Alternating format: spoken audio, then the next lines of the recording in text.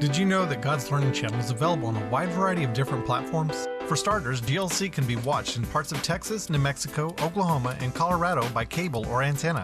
GLC is also available to watch on our Galaxy 19 direct-to-home satellite equipment throughout North America with no subscription fees. Great for viewers in rural areas with no internet connection. Our free broadcast and program archives are available via 24/7 web streaming on our website at glctv.tv. For our online friends, GLC Radio and audio podcasts are available for free streaming throughout iTunes, TuneIn, or Shoutcast on your computer or mobile device. Likewise, our YouTube channel contains hundreds of free video clips that you can easily share with your friends and family. You can also watch our live broadcast or program archives of your favorite episodes directly on your television with an affordable subscription-free device called Roku, containing thousands of channels to choose from. We urge our viewers to take advantage of these various ways to watch or listen to GLC, and we ask that you spread the word to your friends and family. We can't continue to grow without your help.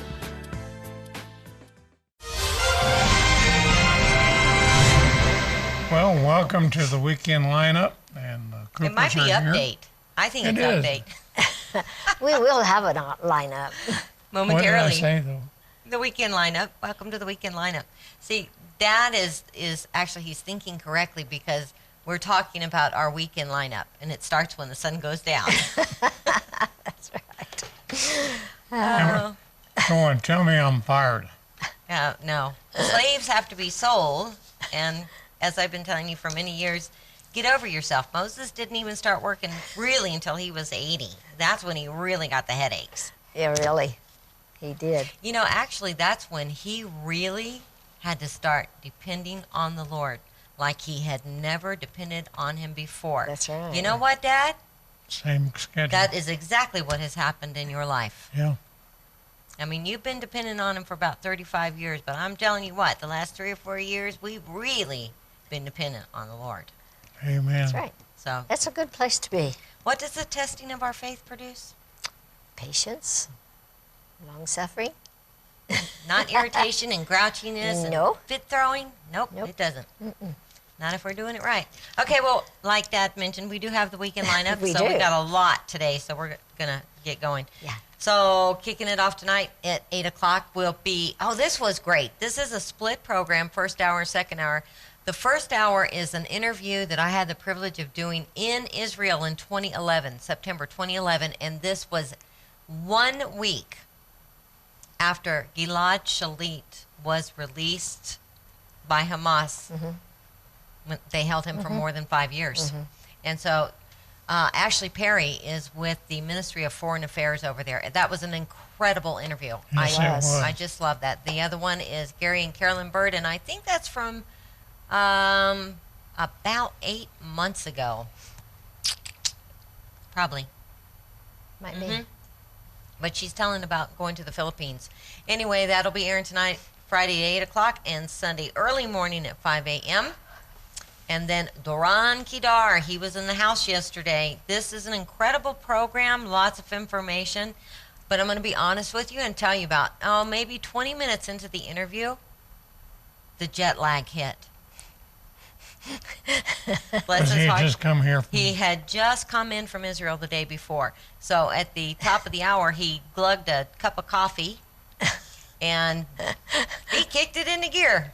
So the second hour was really, really fabulous. Anyway, that'll be airing Saturday afternoon at 2 p.m., Sunday at 1 a.m., Sunday at 8 p.m., and Monday at 2 p.m. All right. And then we have Tom and Becky Bremer. We pulled this one from the vault because it's a great interview. That was Saturday at 5 a.m. and Monday at 1 a.m. We also recorded this one this week. Pastor Umberto Porras and a dear friend of his who's a missionary down in Mexico. He's actually Italian. Renato Gaglione. That'll be airing Saturday at 1 a.m., Saturday at 8 p.m., Sunday afternoon at 2 p.m., and as you're getting ready to kick Monday morning off at 7 a.m. So, good weekend lineup. Very good. I'm looking forward to catching a few of those. Well, you know, yesterday was the 30th anniversary of the Space Shuttle Challenger disaster. What a moment of national grief it was to watch the shuttle take off and then 76 seconds later explode. The NASA family lost 7 of its own on the morning of January 28, 1986, when a booster engine failed, causing the shuttle Challenger to break apart just after launch. In this photo from January 9th, 86, the Challenger crew takes a break during a countdown training at NASA's Kennedy Space Center.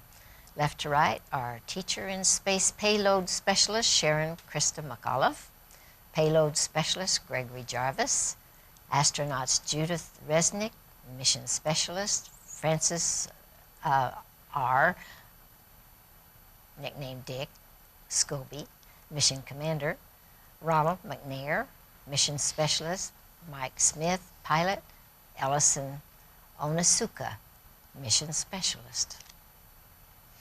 So we pay tribute to those guys and their families. I bet everybody remembers exactly where they were.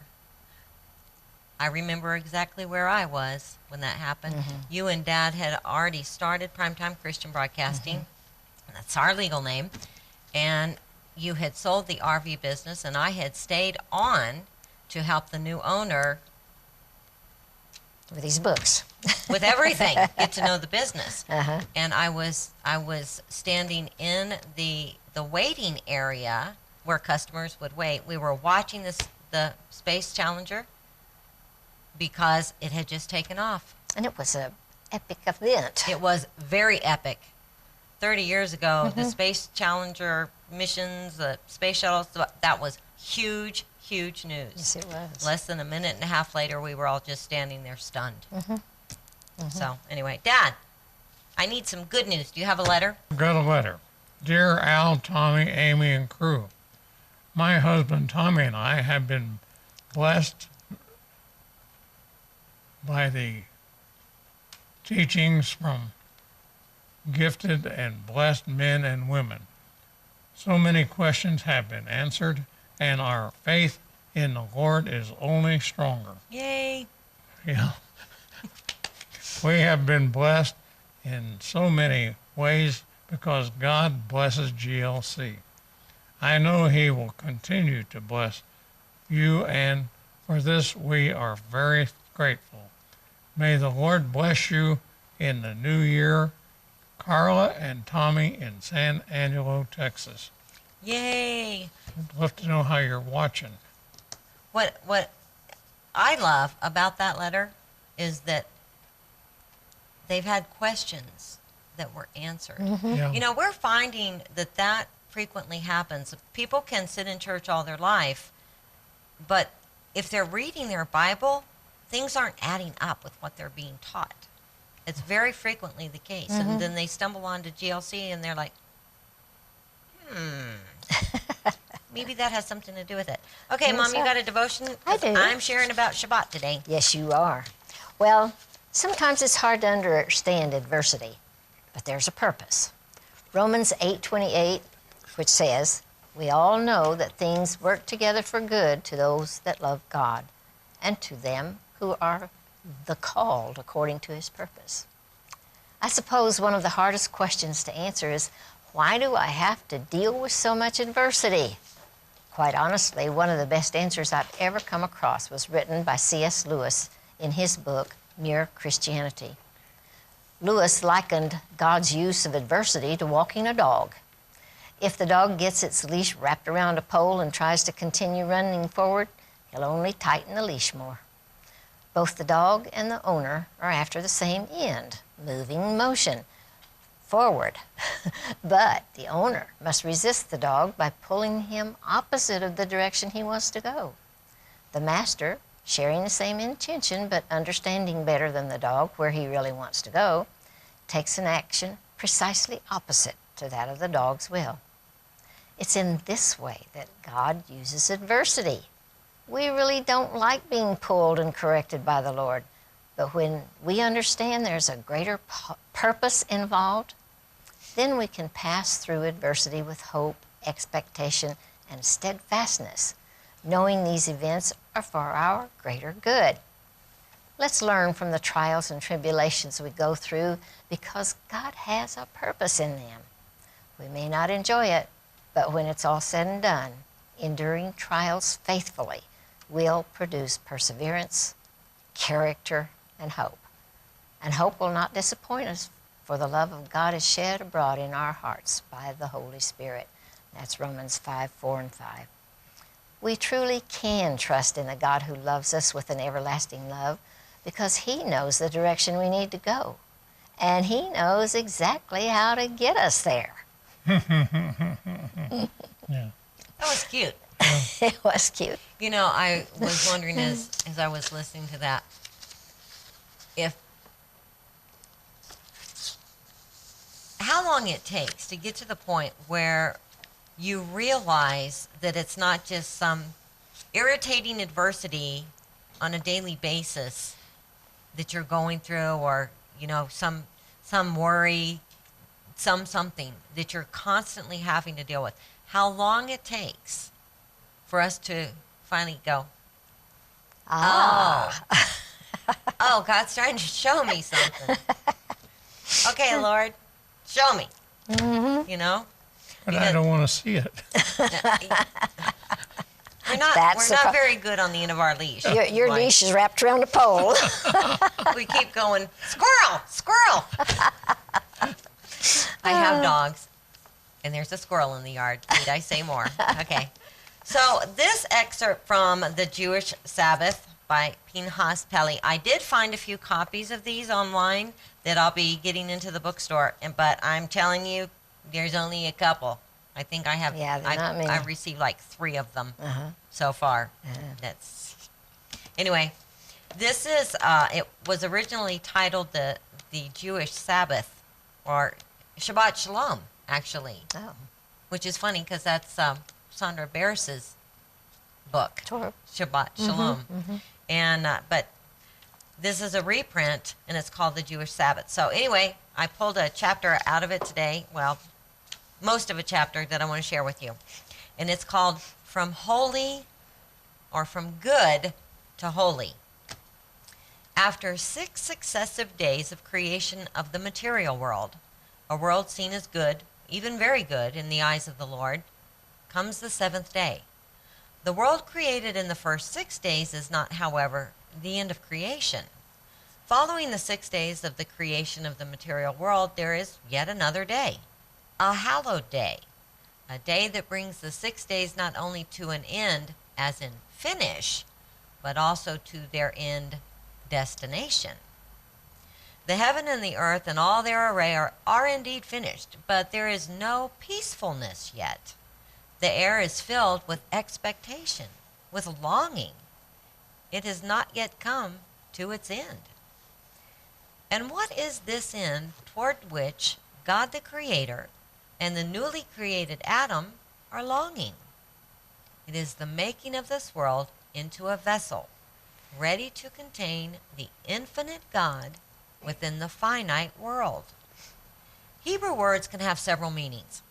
The endless possibilities inherent in the original Hebrew text of the Scriptures enables us to read the verses concerning the Sabbath in the following way.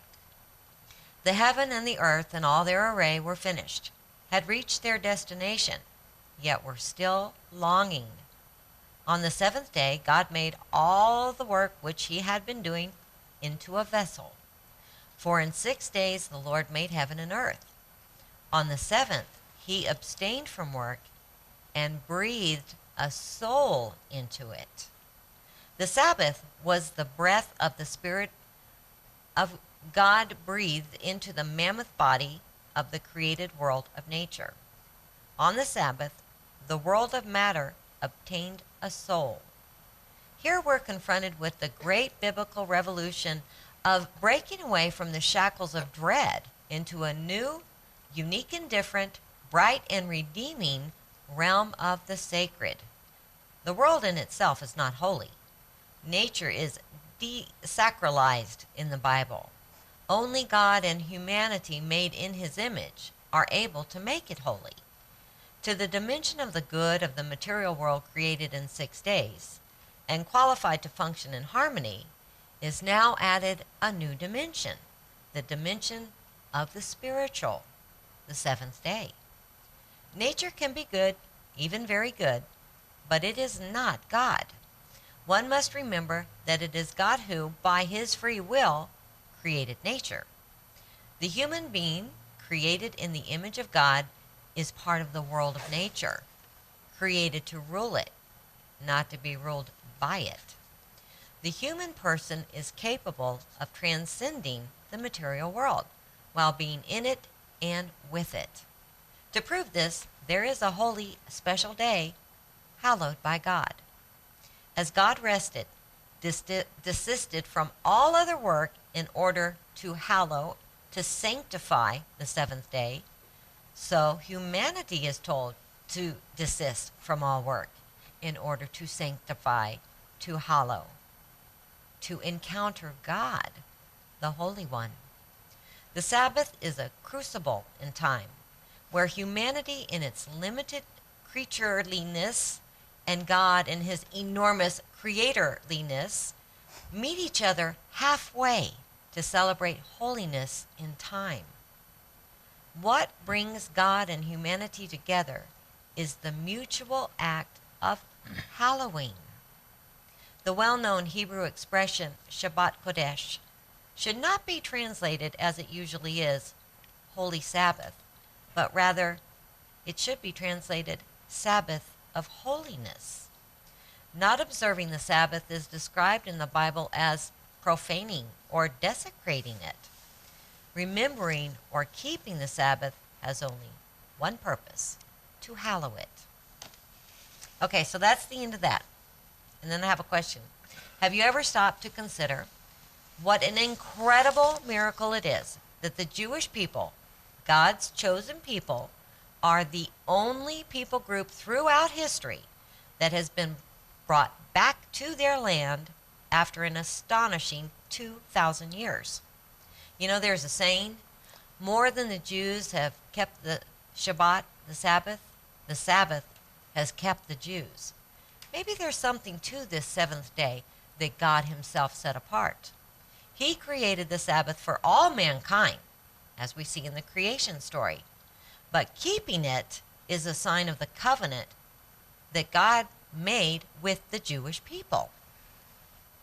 First Fruits of Zion's Guarding the Shabbat Guide, available in the bookstore, provides a simple list of suggestions for those who might be interested in exploring this life-changing spiritual discipline. Sorry.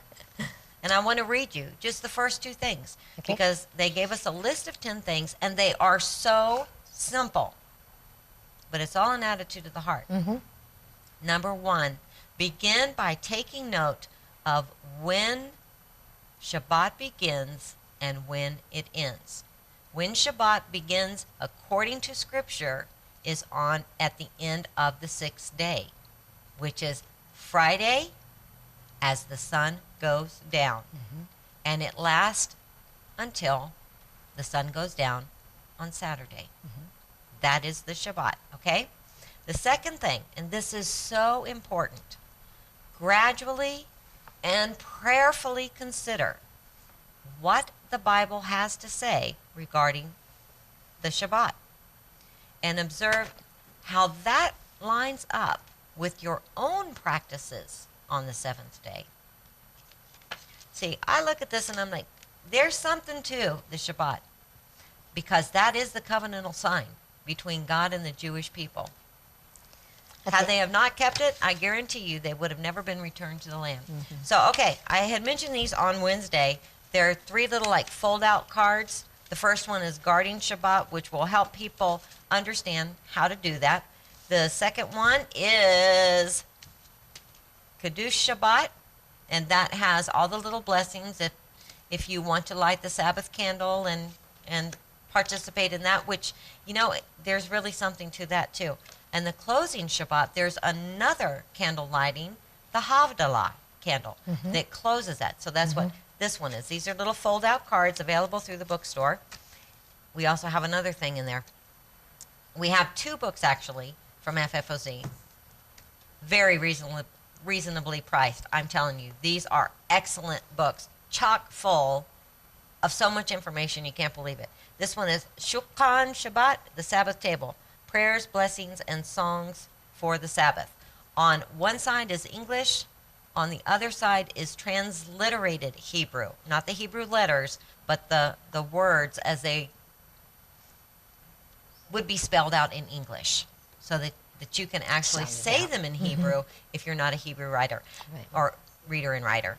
The other book that we have is English and Hebrew, so it's the Hebrew letters, for those of you who are a little bit further along. Anyway, call the bookstore and get that. And you wanted to say something about the bookstore, Mr. Cooper? I went over to the bookstore this morning, and they have been remodeling it. No, rearranging. Well, Rearranging. it's Rearranging. like a new store. Rearranging you can do so- for no cost at all. Right. And it's so, you can find things so easy. Well, what was really funny is that Randall, Uh-huh. who is right now running cameras, was over in the bookstore. We have all these huge bookcases over there, right? And Jerry's been wanting to move them around, so they lined them up all along the wall, really opened up the space, and then he had to move, of course, everything else in there as well. And then Jerry couldn't find any books. Boy, was she ever happy when we had two volunteers, Nancy and Olga, show up from Pecos today to help move those books around and get it organized. And so lots of good things happening over there. It's All something to right. visit. And if you've never been in there and seen the old city model, you have cheated yourself out of a $10,000 view, because that's what that thing cost us. A Many century years ago. That was Yeah, about, 97, 98? It when we was bought that? 98 because I was walking through New York City looking at it on crutches with a cast on my leg. New York City. Yep. Yeah, that's where we got it. Really? We went to a yeshiva. Into the Jewish, I think you'd almost call it the Jewish quarter. I think it was, yeah. Yeah. In New York. In Yeah. New York. How about that? I didn't know that. Yeah. Oh, it's something else. That it was neat. something else. That was neat. That was while I was on one of my sabbaticals. I at guess GLC. so. Okay, so we do have a little bit of news. It looks like Well, I pulled this article. It's usually by Gary Bauer, but his wife Carol writes one once a month, and she said over the last few days, as we've watched the news stories about the impact of the blizzard on the East Coast, I've been drawn to the personal stories of sacrifice, of neighbors helping neighbors, of people looking out for each other. It's been a real testament to the American spirit. One of my favorite stories is that of an historic mass performed on the Pennsylvania Turnpike by Father Patrick Bing from Lamars, Iowa. He was chaperoning 5 students to the March for Life in Washington. On their return trip, the bus on which they were traveling, plus several other buses and vehicles, got stuck behind an accident involving 2 tractor trailers and sat in the westbound traffic for 22 hours. Students from the stuck buses came up with the idea of celebrating Mass and built an altar of snow. They invited those on other nearby buses and vehicles to join the impromptu Mass. The photos and short videos were quite inspiring, a nod to the American spirit of ingenuity and creativity, and a reminder that our Lord is with us at all times. I suspect this student-driven idea was a life-changing experience for many. Thank you, Lord, for being by our side every moment of every day. Let this story be a reminder to us that you are there with us in life's storms and trials, just as you are on the day when all is going according to the plan we have in mind. You meet us where we are. Let us never forget that our day-to-day experiences provide us opportunities to choose to worship and glorify you in unanticipated ways, never knowing just how we will say or do, or never knowing what we say or do will touch the lives of others. Amen. That's I something. thought that was really neat. I hadn't heard about that. That wasn't a newscast story No, it wasn't. It wasn't worthy of, of secular it wasn't somebody fighting. Yeah, or shooting. yeah. Okay, it looks like we have an article from the Jerusalem Post. As Israelis cranked up their heaters during the current cold snap, the Public Utility Authority was attacked by one of the largest cyber assaults that the country has experienced. Minister of Infrastructure, Energy, and Water Yuval Steinitz said on Tuesday. Yesterday, we identified one of the largest cyber attacks that we have experienced, Steinitz said at the CyberTech 2016 conference at the Tel Aviv Trade Fair and Convention Center. Steinitz said that that attack dealt with by his ministry and the National Cyber Bureau, and that it is under control. The incident occurred during 2 consecutive days of record-breaking winter electricity consumption, with the Israel Electric Corporation reporting a demand of 12,610 megawatts on Tuesday evening as temperatures dipped to below freezing levels. I can tell you that the virus was identified and software was activated to neutralize it, Steinitz said. This is a fresh example of what we need to be prepared to face at any time. Hundreds of international delegations were attending the CyberTech 2016 conference. The third annual event drew state leaders, representatives of leading multinational and Israeli corporations and startups, investors and entrepreneurs in the field of cybersecurity. A U.S. delegation led by Homeland Security Deputy Secretary Alejandro Mayorkas, a large Japanese representation, a group of Canadian banking execs, and a delegation organized by the International Monetary Fund from developing countries were among those expected to attend what is referred to as the largest exhibition of cyber technologies outside of the U.S. I think we probably have time for this article from Lieutenant Governor Patrick here in Texas, which is very interesting. And he says, I fully support Attorney General Ken Paxton's stand against the Obama administration to protect Texas from potential terrorists. The Obama administration has defied a directive from the federal district judge to notify Texas of refugees being settled in the state. In addition to the federal government's failure to secure the border, this total disregard for the safety of Texans is unacceptable. We need to look no farther than the refugee who was recently arrested in Houston for supporting terrorism. Texas leadership has repeatedly requested that the federal government share information about any refugee coming to Texas from certain countries. This issue is simply about the safety and security of Texans.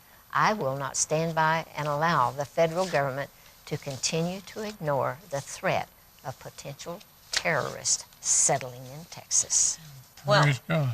you know, I watched the both the first and the second debates yesterday. Boy, did Carly Fiorina have some things to say. Didn't she? You know, I one of was the most impressed. amazing things that was said in either one of those debates was said by her, and it was about Benghazi.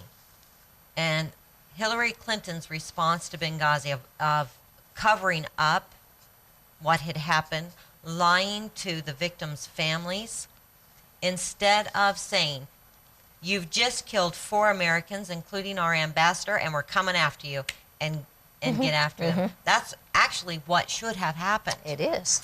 So anyway, but the second debate, which I know you guys didn't watch, because I think you were watching Duran Kedar, weren't you? That's a great program. Was it? It was.